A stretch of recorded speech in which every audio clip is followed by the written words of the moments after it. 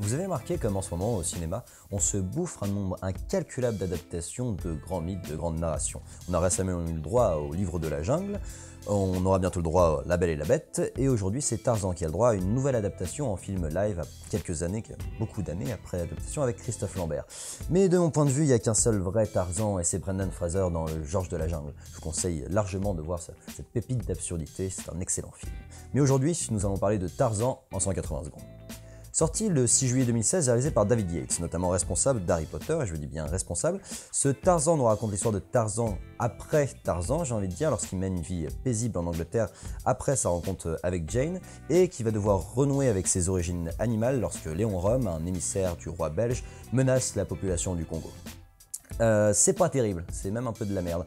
C'est un concept de base qui était assez intéressant, je trouve, que de partir sur le Tarzan après. C'était assez rigolo de le voir renouer avec ses origines, mais c'est assez desservi en fait par d'énormes erreurs sur à peu près la totalité du film.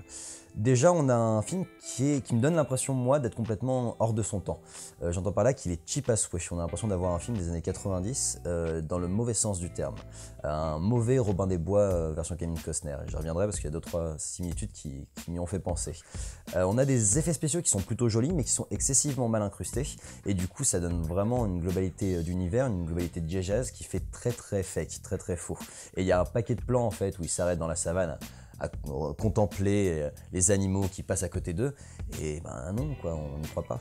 Et ce côté old school du coup est tantôt ridicule, tantôt sympathique. Il est tantôt ridicule notamment sur toute la partie, le film va se découper notamment en deux parties principales.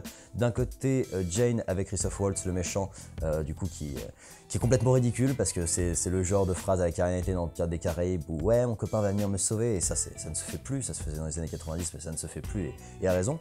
Et de l'autre côté on va suivre Tarzan avec Samuel Jackson, qui eux se battent dans la savane pour rechercher Jane. Et là-dessus, on a un duo qui fonctionne pas mal, notamment grâce à Samuel Jackson, qui fait du Samuel Jackson, mais qui le fait très bien. Et moi, ça m'a vraiment rappelé le duo Kevin Costner-Morgan Freeman dans Robin des Bois, et c'est le petit plus du film, même si c'est pas fantastique, c'est au moins appréciable. Le scénario est donc au rabais, c'est sans intérêt, il n'y a pas vraiment de personnages, et puis comme je vous dis, c'est tous des stéréotypes. Le développement du personnage de Tarzan était plutôt intéressant dans le sens où on nous raconte malgré tout son histoire par des flashbacks. Mais le souci, c'est que dans ce film, Tarzan, et vous allez le voir, devient un véritable Superman. C'est un putain de super-héros qui parle aux animaux, qui les appelle, qui en fait son armée, qui nous fait des cascades dignes de Matrix.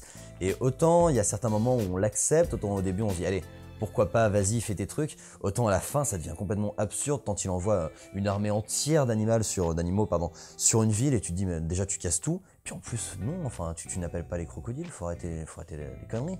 Je veux bien que tu parles aux animaux dans le Disney parce que c'est un Disney. Enfin là, tu vas pas me parler aux animaux, quoi. Et du coup, c'est vraiment kitschouille et ça marche pas, quoi, parce que c'est juste too much. En plus, la réalisation part vraiment dans tous les sens et il essaye tout en fait sans jamais rien réussir. Et puis, trop de plans à 360 degrés, tue le plan à 360 degrés, trop de travelling compensé, tue le travelling compensé. Vraiment, c'est à jamais. Et puis la caméra bouge, c'est pas beau, il n'y a pas de parti pris. Du coup, c'est un film qui est plutôt sympathique dans son intention, mais qui loue vraiment tout. Donc, c'est pas un navet, c'est un gentil navet. C'est un navet bienveillant, j'ai envie de dire. Top! Voilà, j'espère que ce film vous a plu si vous avez eu l'occasion de le voir. Si vous n'avez pas eu l'occasion de le voir, je pense que vous pouvez l'éviter, hein, vous ne louperez pas grand chose. Et puis je vous invite à liker, commenter, vous abonner, et je vous donne rendez-vous sur la page de Directive Première pour d'autres critiques ciné en 180 secondes.